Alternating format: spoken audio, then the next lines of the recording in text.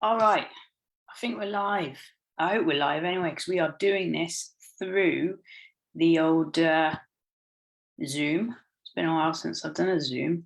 We are doing this through. I can hear myself. Hang on. There we go. Anyway, so we're on Zoom because I'm going to do some drawing on a little whiteboard.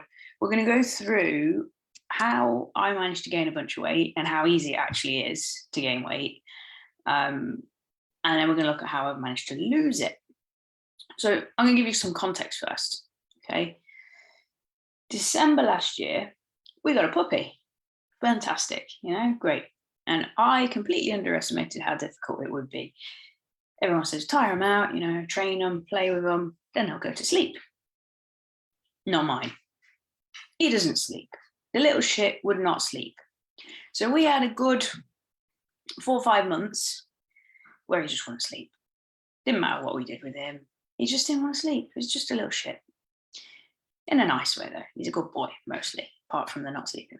But, you're getting up in the night, taking them toilet multiple times. You're running around the house, cleaning up after their accidents. You can't sit down for 5 minutes because you've got to keep an eye on them.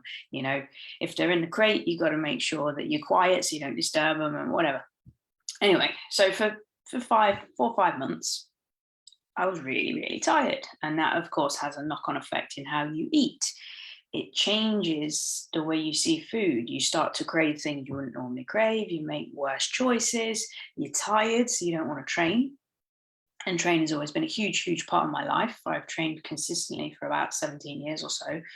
And I just wasn't training as much. I was still moving. I was doing some yoga. I was doing some body weight work, but I wasn't actually lifting. And lifting is a huge thing for me. It's a key component in how I actually managed to maintain my physique and my strength. So that all went to pot. I noticed I'd started to gain a couple of kilos. So as a general rule, I will weigh between 52 and 54 kilos. If I'm training, I'm eating well, that's what I'll weigh. And I'll be happy with that. My performance will be good, my strength will be good, and I'll look all right, Nothing spectacular, but good enough for me. And that had gone up a little bit. I was starting to get to like 56, 57. I went, yeah, all right, I need to do something about this. Because otherwise, it's a slippery slope. At my lightest, I was 50 kilos. That's when I took my black belt, and I needed to be a lot lighter, I needed to be faster, lots of jump kicks, plyometric effort, that kind of stuff. So I needed to be lighter. But I'd be happy to get back down to 54 and sit at that. So right, I've got to lose a few kilos. I miss training. I want to get back in training properly. The dog's at a stage now where he can, he sleeps a bit better, things are better, we can go on longer walks, all that kind of stuff. So I'm going to start training. I'm going to start eating better. I'm going to sort this out. Now, before anyone jumps in here, I'm friends with a lot of really, really good nutrition coaches, fitness coaches, all that kind of stuff. Before you jump in and everyone gets all technical about this, what I'm going to lay out, what I actually did, is incredibly simple. All right. I'm not going to go into science. I'm not going to go into all the nuances of individual differences and hormones and metabolism and all that kind of stuff. All right. I know that stuff. I'm a nutrition coach myself. I understand the finer points. I understand the science.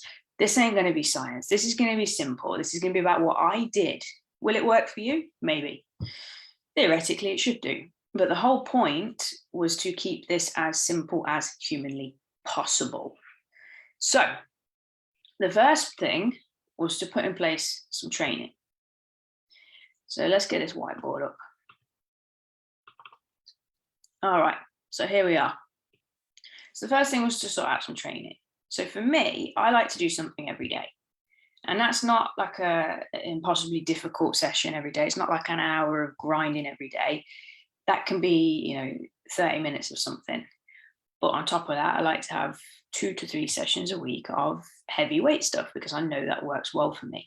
So the first thing I did was I put in one squat-based session and then a second deadlift-based session, okay? And what I did with those was I increased the volume, okay? So volume is essentially how much work you're doing. So for me, I've always worked well with lower reps. I don't really like higher rep training. I've done it in the past, you know, depending on situations. But to do higher volume work with heavy weights is hard. All right. It's a grind. It's a struggle. But that's what I wanted to do. I wanted to challenge myself. I wanted to improve my strength, and I wanted to, you know, just generally improve my strength endurance as well. So that was a plan. So a day of squat based work, a day of deadlift based work with just basic accessories, nothing difficult. Pull-ups, push-ups, rows, and curls. That's literally all I was doing. Okay, it's not fancy, it's not complicated. That's it. Okay, heavy squats, heavy deadlifts. I hadn't been able to squat for a long time because of some neck issues, but I bought a safety bar, you know, really, really good. Now I can squat without my neck being in bits for a month. So that gave me a new way of training again, or an old new way of training. So that's what I was doing. In terms of my food, this was slightly different. Okay. What I needed to do was do what I've always done, which is reduce carbs a little bit, keep protein and fat high. It was pretty simple. So without going too sciencey, for the most part, you have every day the number of calories you need to eat, okay? And within that, we split it into your key macronutrients. So you've got your proteins, these are supposed to be even, by the way, your carbs and your fats. Now, most diets will have you increase or reduce one of these key areas, and that creates a calorie deficit. If you're in a deficit, you will lose weight. Before you go into science and all the nuancy bits, whatever, that's it, right? You need to create a calorie deficit if you want to lose weight.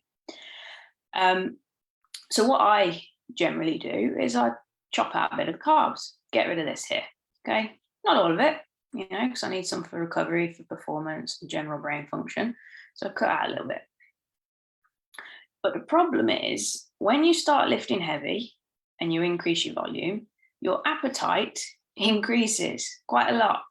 So what happened for me was the fats increased, okay? And it started to make up for this deficit here. Now, here's the interesting thing. For carbs and proteins, there's 4 calories per gram, okay? With fats, there's actually 9 calories per gram. So even though I'd cut out a reasonable chunk of carbs and only put in a small amount of extra fat, it still made up a difference because of the calorie discrepancy between carbs and fats. So straight away, this all got ruined by me increasing this. And then, of course, because I like to eat, like I've never been shy about the fact that I've got hollow legs and I like to eat a lot. This got a bit worse. I added a little bit more fats in, not meaning to, it wasn't purposeful, but I added even more in. And then all of a sudden, this calorie deficit completely disappeared and I was in a surplus of calories without even realizing it. Like, it wasn't until my other half said, why are we getting through so much olive oil and where have all the jars of olives gone? And I thought, oh, shit, that's why I'm putting on weight. So I went from roughly kind of 57 kilos right up to 64. So a combination of heavy work at high volumes plus this calorie surplus from excess fats, which was unintentional, my weight just kept going up and up and up. And I was like, shit, what's happening here? Now, it's interesting because there's different ways that this works. So let's just clear this for now.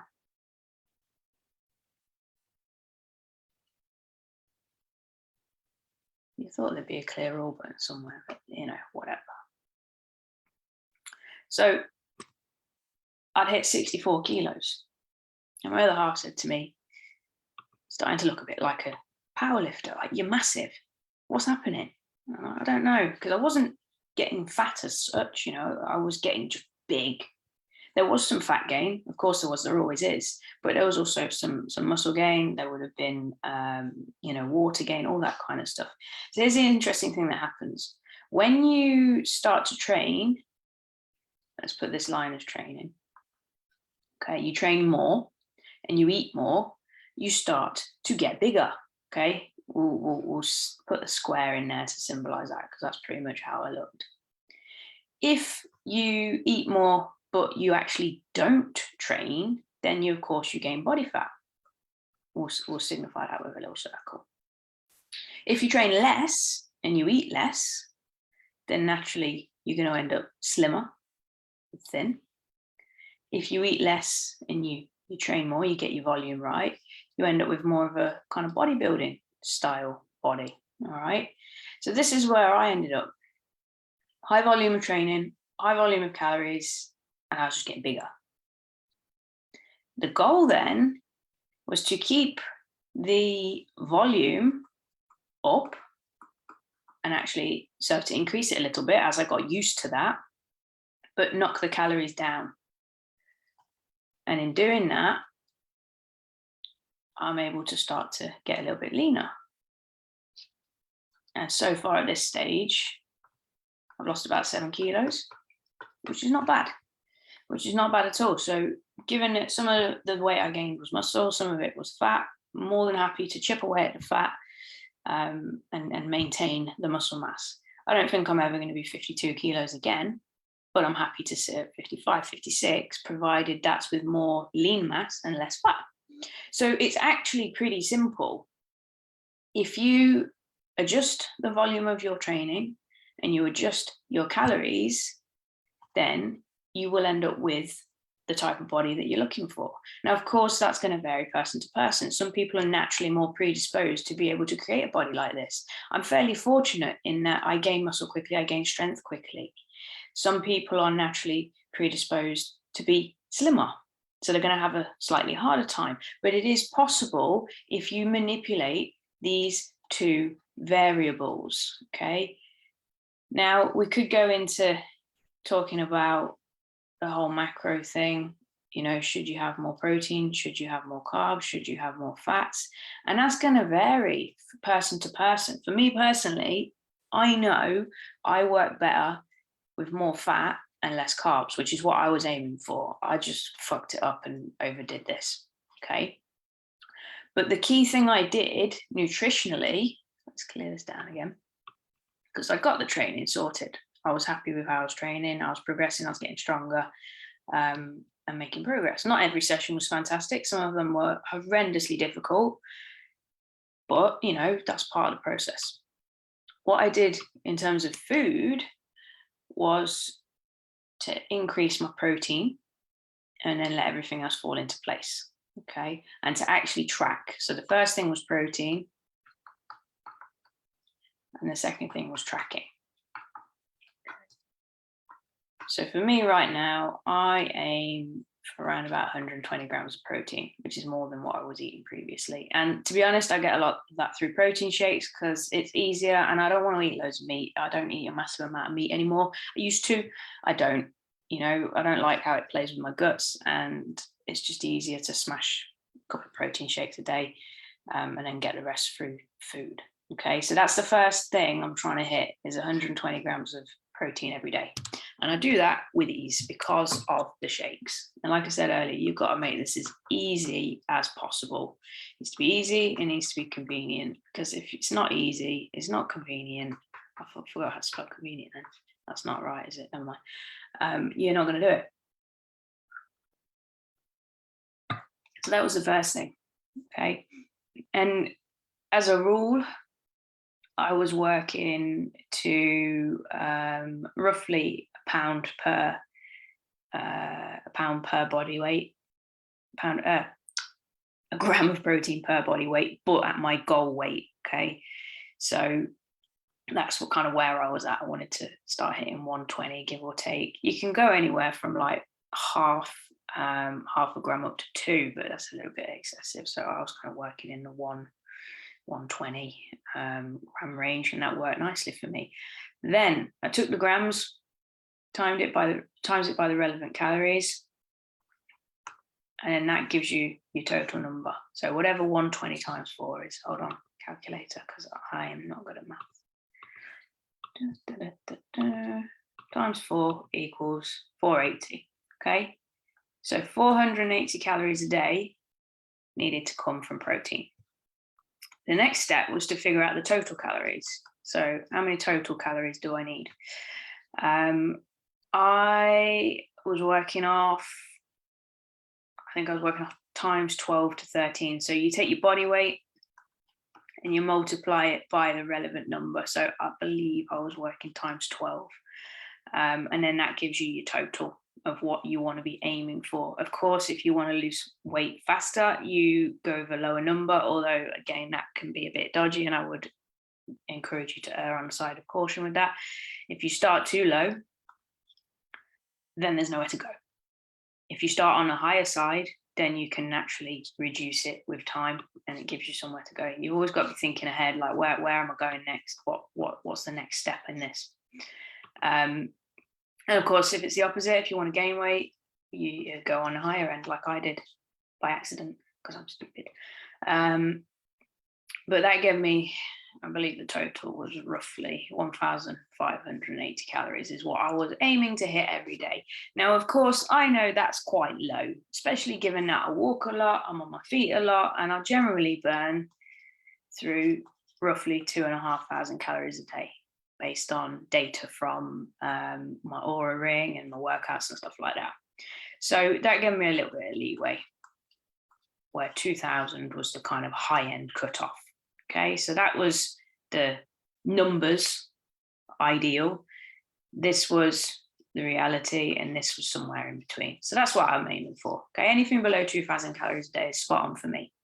Of those 2,000, just shy of 500 needed to be protein, which leaves me with a whole lot more calories to eat in whatever I want. Okay, now, because I've been training for a long time, I naturally make better choices. I like eating vegetables. I like eating salads. I like eating healthy food. I'm not someone that's going to sit and binge on a load of shit food. Yes, I'll eat an entire pizza, but that's, a couple times a month. It's not a daily occurrence for me. I prefer healthy food. I feel better when I eat healthy food. So of those calories, although I can eat whatever the hell I want, I'll naturally choose better foods because that's just how I am. In theory, you could eat all these extra calories in absolute shite if you wanted to and still lose weight. And that's the premise behind some of the if it fits your macros type diets and fads and things like that. For me, I don't agree with that. I think you've got to be eating healthy. You've got to be getting your vegetables in. You've got to be eating things that make your body work better, not eating things just because you can. But it just gives you that little bit of freedom. Okay. And in that freedom, there's less pressure. And if there's less pressure, you're not thinking about food all the time. And if you're not thinking about food all the time, then you don't blow your diet so easily.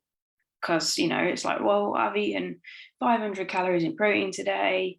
I've had, another 300 in other stuff. I've still got some left over. If I want to have a donut, I'm going to have a donut. If I want it, I can have it if it fits within these macros. If I don't want it, then I don't. I'm going to fill up with other good stuff. I sat there last night and I'd still got about 400 calories left. I didn't have to eat something, but I thought, you know what, I'm going to have a donut. And I did have a donut. And it doesn't matter because it's not the end of the world. The point is that if you get the numbers right and you hit your protein, then you can have something occasionally. You don't have to be perfect all the time. When I used to work with clients, we used to aim for a 90% adherence. Realistically, you can get right down to 80% and still get results. So that's where I'm at right now. 7 kilos down, strength is up. And overall, it's I don't want to say it's easy, but it's maintainable because I'm hitting this. So I know that's helping me maintain the muscle mass. It's driving performance. And of course, it's keeping me full. And I'm tracking. So I know exactly where I'm at. I know exactly what I'm doing. There's no way to fuck it up like I did before because I know what's happening. So it doesn't have to be difficult. Get your calories right, get your protein right, and then train based on what you want. For me, it's been higher volume and a moderate reduction in calories so that I look fitter and leaner, but still with a good amount of muscle mass and a good amount of strength, because that's key for me. My training now is not, it's not all about aesthetics. It's not all about maximum strength. It's a little bit of everything. As you start to get older, you realize that how you feel is more important than how you look and how much you can bench press. Like, none of that really matters for me anymore. Of course, I want to maintain a good level of strength because that's important for aging. I want to move well, which is why I still do, yoga and things in between the strength sessions. I don't want to look all right. So it's a nice balance and it's easy. Okay. I should probably stop saying easy. Keyword convenient, perhaps is the better word. There's that. There it is. Keyword is convenient. Okay. It just works. So if you're in that space and you're not sure what the hell you're doing with your food, with your, your training, whatever it is, the first thing you've got to do is get clear around what you want. Okay. Get absolutely clear on what your goal is. I don't like the word goal, it's bullshit, but get clear on what you actually want. Then figure out the training aspect of it, how you're going to train, and you want to train, what do you want to do, what can you stick to, and then, of course, figure out your food. And within that, you've got two aspects. You got your protein and you got your calories. It's much harder to write on this thing than it looks. And then, of course, the key factor within your training is your volume and what type of training you want to do. But above all else, really, this should come as number one rather than number four, is your mind. All right. You can have these three things in place, but if you have no grit, no mind, no strength of mind, and no ability to actually follow things through, then all of that becomes irrelevant. Everything always comes back to what's going on between your ear rolls. And that's kind of where Project Tempest came from, because I used to work with people doing this. We used to work training, fitness, goal setting, food, nutrition, all that kind of stuff. And the one thing that came up over and over and over again, and the differentiating factor between who succeeded and who didn't, was this, the mind. And then, of course, you already know what happened. I went on this journey of discovery to learn more and more about that, and then ultimately built Project Tempest to help people improve how they think and how they feel, so that when it comes to something like this, it comes easier because you've got the right mindset, And it doesn't just have to be your physical body. It can be anything you're working on. It can be a business. It can be a relationship. Whatever it is you're working on that formulates part of your plan for life, you need to have the right mindset. And if you ain't got that, you can have the best plan in the world. It means nothing because you can't execute it.